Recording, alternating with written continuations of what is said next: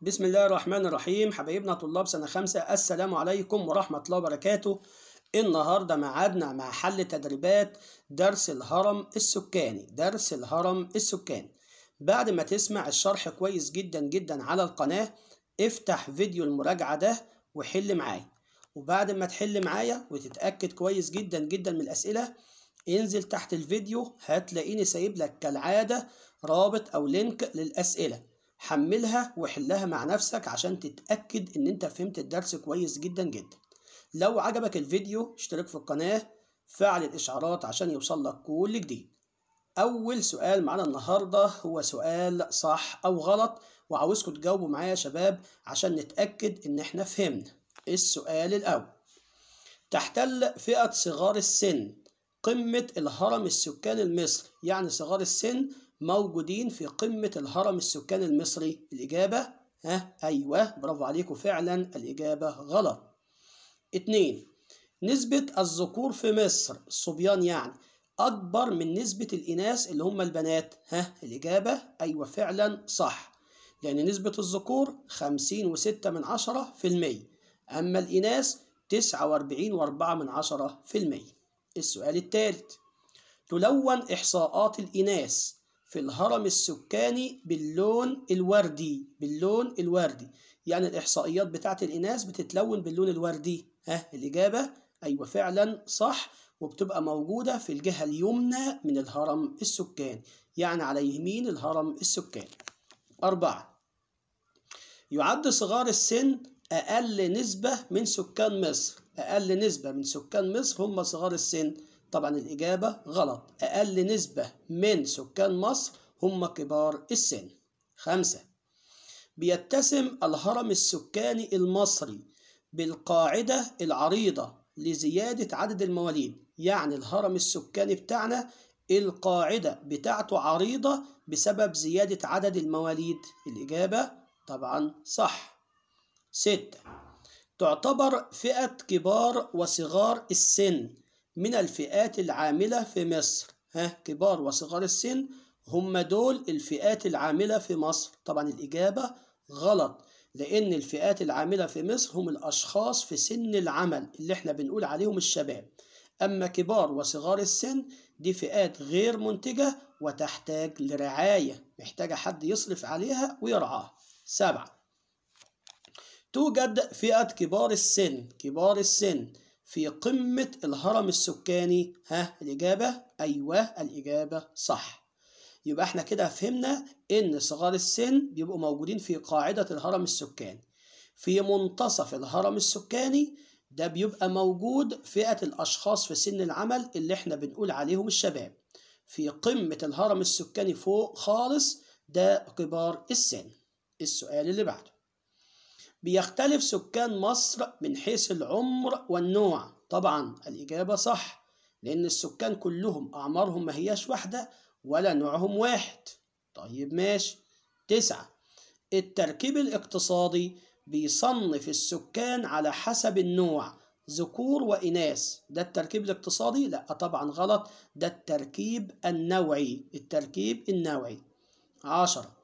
يتشابه الهرم السكاني في كل دول العالم.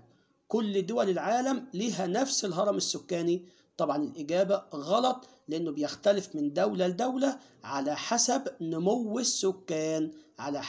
نمو السكان في كل دولة. 11. بيختص الجزء الأيسر من الهرم السكاني المصري بإحصائيات الإناث. طبعا الإجابة غلط، الجزء الأيمن، إنما الجزء الأيسر ده مخصص للذكور وبيتلون باللون الأزرق. 12. من المتوقع قلة نسبة كبار السن في مصر لتحسن الأحوال الصحية والاجتماعية. طبعا الإجابة غلط، متوقعين زيادة نسبة كبار السن علشان تحسن الأحوال الصحية والاجتماعية. السؤال 13. تعتبر فئة العمل أكثر الفئات المصرية وفئة كبار السن أقلها. أيوة الإجابة صح، لأن فئة العمل نسبتهم 60.7% من جملة مساحة مصر، والحمد لله إن نسبتهم كبيرة كده. أما كبار السن نسبتهم يدوب 5.4% من نسبة سكان مصر، وبرضه الحمد لله إن نسبتهم قليلة كده، لأن فئة الأشخاص في سن العمل دي فئة منتجة، أما كبار السن فئة غير منتجة. السؤال رقم 14. تمثل فئة صغار السن حوالي ربع السكان في مصر. صغار السن ربع السكان في مصر؟ طبعا الإجابة غلط، ده هم تلت السكان في مصر، تلت السكان في مصر. السؤال 15. بيساعدنا الهرم السكاني في معرفة احتياجات السكان في الحاضر والماضي. في الحاضر والماضي، الإجابة طبعا صح. ممكن نقول برضو في الحاضر والمستقبل، في الحاضر والمستقبل، في الحاضر والمستقبل. 16. يعمل 23% من سكان مصر في مجال الصناعة. 23% من سكان مصر شغالين في مجال الصناعة. طبعا الإجابة غلط، 23% من سكان مصر شغالين في مجال التجارة، أما الصناعة يدوب 13% بس. 17. بيعمل بمجال الزراعة في مصر ربع عدد السكان وفقا لإحصائيات عام 2020. أيوة فعلا الإجابة صح، ربع سكان مصر فعلا شغالين في الزراعة. كده خلصنا سؤال صح وغلط. تعالى بقى نتكلم عن السؤال الثاني اللي هو ضع خطا تحت الإجابة الصحيحة مما بين القوسين. ركزوا معايا يا شباب وقولوا معايا. 1. بيوضح الهرم السكاني إحصائيات السكان من حيث النوع والعمر ولا الاثنين معا؟ أيوة برافو عليكم، فعلا الاثنين معا. 2. أكبر فئة عمرية تكون الهرم السكاني المصري، أكتر فئة موجودة عندنا لسه قايلينها فعلا، فئة العمل اللي كانت نسبتهم زي ما قلت لكم 60.7% من جملة سكان مصر، والحمد لله إن هي كبيرة كده. السؤال 3. أكبر فئة عمرية تكون الهرم السكاني اللي احنا لسه قايلين عليهم اللي هم فئة العمل، تقع فين بالنسبة للهرم السكاني؟ أيوة فعلا تقع في منتصف الهرم السكاني. طيب 4. من المتوقع زيادة فئة إيه لزيادة الرعاية الصحية والاجتماعية؟ أنهي فئة إحنا متوقعين إنها تزيد بسبب اهتمام الدولة بالرعاية الصحية والاجتماعية الخاصة بيهم؟ أيوة فعلا كبار السن، ممتازين والله. 5. تتسم قاعدة الهرم السكاني المصري، الهرم السكاني المصري، بأنها عريضة لزيادة صغار السن، كبار السن، ولا فئة العمال؟ سهلة، أيوة فعلا صغار السن. 6. عندما تزيد نسبة المواليد في دولة ما، لما بتزيد نسبة المواليد في دولة ما، فتكون قاعدة الهرم السكاني ضيقة، عريضة، سميكة؟ لا الإجابة طبعا عريضة. 7. بتمثل نسبة إيه تلت سكان مصر؟ صغار السن، كبار السن، فئة العمل؟ لسه قايلينها، أيوة فعلا صغار السن. 8. بتظهر إحصاءات الذكور في الهرم السكاني باللون الأزرق، الوردي، الأحمر؟ الإجابة فعلا الأزرق، أما الإناث بيبقى باللون الوردي. ممتازين والله. السؤال رقم 9. تتمثل الفئة من 15 ل 64 سنة فين بالنسبة للهرم السكاني؟ في قمة الهرم السكاني، منتصف الهرم السكاني، في قاعدة الهرم السكاني؟ الأول عشان نحل السؤال ده عاوزين نعرف الفئة اللي هي من 15 ل 64 سنة أنهي فئة من الثلاثة. هل صغار السن؟ طبعا لا، لأن صغار السن من الولادة لحد 14 سنة. طيب هل فئة الأشخاص في سن العمل اللي هي من 15 ل 64 سنة؟ أيوة فعلا هي. ولا كبار السن اللي هم من 65 سنة فأكثر؟ لا احنا كده عرفنا ان هي فئة الأشخاص في سن العمل. طب دي بتبقى موجودة فين في الهرم السكاني؟ أيوة فعلا في منتصف الهرم السكاني. 10. يرتبط شكل الهرم السكاني، شكل الهرم السكاني إيه اللي بيشكله؟ إيه اللي بيخلي شكله عامل بالمنظر ده؟ الإجابة طبعا النمو السكاني لكل دولة. 11. بيعبر التركيب نقط عن الأنشطة الاقتصادية، أنشطة اقتصادية عن الشغل التي يمارسها السكان، النوعي ولا العمري ولا الاقتصادي؟ طبعا الإجابة الاقتصادي. 12. تعمل ربع القوى العاملة، يعني الناس اللي بتشتغل في مصر، بالنشاط الزراعي ولا الصناعي ولا التجاري؟ لسه قايلينها حالا، فعلا النشاط الزراعي. نتنقل بعد كده لسؤال أجب عن الأسئلة الآتية. هنشوف كل سؤال عاوز إيه ونجاوبه زي ما هو عاوز. 1. فسر سبب أو أذكر السبب يعني لاختلاف الهرم السكاني من دولة لدولة أخرى. ليه الأهرامات السكانية بتختلف من دولة لأخرى؟ الإجابة سهلة قوي، تبعا للنمو السكاني، تبعا للنمو السكاني أو على حسب النمو السكاني لكل دولة. 2. بما تفسر أو أذكر سبب بيتسم الهرم السكاني المصري بالقاعدة العريضة. للهرم بتاعنا القاعدة بتاعته عريضة؟ الإجابة سهلة قوي، لزيادة عدد المواليد اللي بتمثل تلت السكان في مصر. 3. فسر سبب تحمل فئة العمل أعباء اقتصادية عديدة. ليه فئة العمل شايلة عبء اقتصادي كبير قوي؟ ليه؟ هنقول لأنها فئة منتجة، هي اللي بتشتغل، وتعول فئتي صغار السن وكبار السن. يبقى لأنها فئة منتجة وتعول فئتي صغار السن وكبار السن. 4. فسر سبب، اذكر السبب يعني من المتوقع زيادة عدد السكان أو عدد سكان كبار السن في المستقبل. ليه متوقعين إن كبار السن عددهم هيزيدوا في المستقبل؟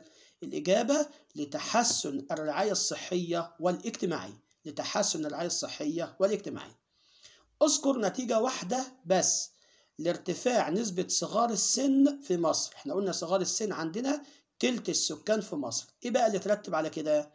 هنقول تحمل فئة الأشخاص في سن العمل اللي هم الشباب مسؤولية كبيرة لإعالة صغار السن. تاني، تحمل فئة الأشخاص في سن العمل مسؤولية كبيرة لإعالة صغار السن. 6. ما العلاقة بين معدل المواليد وقاعدة الهرم السكاني؟ اللي جاب معدل المواليد لقاعدة الهرم السكاني، ايه العلاقة ما بينهم؟ العلاقة قاعدة الهرم السكاني تكون عريضة إذا زاد عدد المواليد، وتكون ضيقة إذا قل عدد المواليد. يعني اللي بيحدد قاعدة الهرم السكاني إذا كانت عريضة أو ضيقة هو عدد المواليد. إذا كان عدد المواليد كتير هتبقى القاعدة عريضة، وإذا كان عدد المواليد قليل هتبقى القاعدة ضيقة. 7. ما العلاقة بين فئة العمل وكلا من صغار السن وكبار السن؟ العلاقة بين دي ودول، بص يا سيدي، فئة الأشخاص في سن العمل دي فئة منتجة وتعول صغار وكبار السن. تعول يعني ترعى أو تصرف على صغار وكبار السن. 8. قارن بين التركيب العمري والنوعي والاقتصادي من حيث التعريف. عاوز أعرف تعريف كل واحدة. بص يا سيدي، التركيب النوعي هو تصنيف السكان حسب النوع، الذكور والإناث. تصنيف السكان حسب النوع، ذكور وإناث. طب التركيب العمري؟ التركيب العمري هو تصنيف السكان حسب العمر، صغار السن، الأشخاص في سن العمل، وكبار السن. طب التركيب الاقتصادي؟ التركيب الاقتصادي هو تصنيف السكان حسب النشاط الاقتصادي الذي يمارسونه. تاني، هو تصنيف السكان حسب النشاط الاقتصادي الذي يمارسونه، يعني الشغل اللي بيشتغلوه. طب 9. قارن بين فئة العمل وصغار السن وكبار السن من حيث الموقع بالنسبة للهرم السكاني. كل واحدة موجودة فين في الهرم السكاني؟ بص يا سيدي، فئة صغار السن موجودة في قاعدة الهرم السكاني، ماشي. فئة العمل موجودة في منتصف الهرم السكاني. طب فئة كبار السن موجودة في قمة الهرم السكاني، بالترتيب كده من عند القاعدة صغار السن، في المنتصف فئة العمل أو الأشخاص في سن العمل، فوق خالص اللي هي قمة الهرم السكاني دول كبار السن. 10. قارن بين أنواع الهرم السكاني من حيث سبب التسمية. بص يا سيدي، أنواع الهرم السكاني قلنا نوعين: هرم ذو قاعدة عريضة. طب عريضة ليه؟ لزيادة عدد المواليد. وهرم ذو قاعدة ضيقة لقلة عدد المواليد. طب 11. حدد الأثر الناتج عن التقدم الطبي والرعاية الصحية والاجتماعية في مصر. هنقول أدى ذلك إلى زيادة نسبة كبار السن في المستقبل إن شاء الله. صنف الآتي حسب الفئة العمرية. حسب الفئة العمرية: الابن اللي هو عنده 10 سنوات، الأب اللي هو عنده 40 سنة، الجد اللي هو عنده 70 سنة. الابن هيبقى من فئة صغار السن لأنه سنه 10 سنوات، وإحنا قلنا صغار السن من الولادة لحد 14 سنة. الأب الأشخاص في سن العمل، لأن إحنا قلنا إن الشباب أو الأشخاص في سن العمل أعمارهم من سن 14 ل 65، من 15 ل 64 سنة، من 15 ل 64 سنة، والأب عنده 40 سنة. الجد طبعا كبار السن، لأن كبار السن من 65 سنة فأكثر. السؤال اللي بعده: صنف الآتي إلى فئة منتجة أو غير منتجة. عايزين نقول منتجة يعني بتشتغل، أو غير منتجة ما بتشتغلش. صغار السن طبعا فئة غير منتجة وتحتاج لرعاية. الشباب فئة منتجة وتعول كبار وصغار السن. طب كبار السن دي فئة غير منتجة برضه وتحتاج لرعاية. السؤال الرابع وقبل الأخير: اكتب ما تشير إليه العبارات الآتية. تعريفات يعني: رسم بياني بيوضح توزيع السكان من حيث النوع والعدد. ده اسمه ايه؟ ايوه اسمه الهرم السكاني. تصنيف السكان حسب الفئات العمرية. ده اسمه ايه؟ ايوه تركيب عمري. طب تصنيف السكان حسب النوع ذكور وإناث، طبعا تركيب نوعي. تصنيف السكان حسب النشاط الاقتصادي الذي يمارسونه. أيوة فعلا تركيب اقتصادي. يبقى لما الاقي كلمة عمرية يبقى تركيب عمري، لما الاقي حسب النوع يبقى تركيب نوعي، حسب النشاط الاقتصادي تركيب اقتصادي. 5. فئة عمرية غير منتجة بتمثل قاعدة الهرم السكاني في مصر، طبعا فئة صغار السن. 6.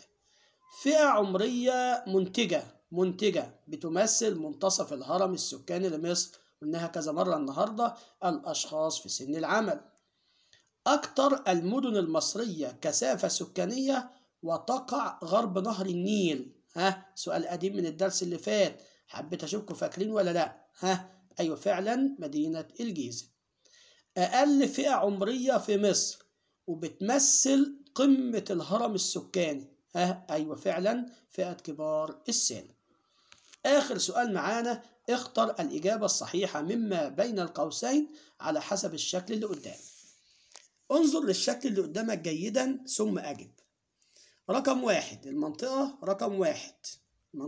رقم واحد اللي هي دي بتمثل إحصائيات إيه؟ اللي على اليمين واللي متلونة باللون الوردي. أيوة برافو عليكم، إحصائيات الإناث. طب المنطقة رقم 2 اللي موجودة على الشمال أو على يسار الهرم السكاني ومتلونة باللون الأزرق بتمثل إحصائيات أيوة الذكور. تشير رقم 3 إلى الفئة إيه اللي موجودة في قاعدة الهرم السكاني. أيوة فعلا فئة صغار السن.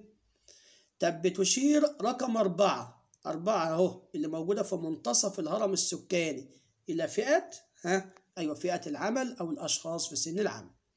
طيب 5 الفئة اللي موجودة فوق خالص في قمة الهرم السكاني، يبقى يشير رقم 5 إلى فئة أيوة كبار السن. الهرم المقابل قدامك ده الهرم السكاني المصري ذو قاعدة إيه؟ أيوة ذو قاعدة عريضة بسبب زيادة عدد المواليد اللي بتمثل تلت السكان.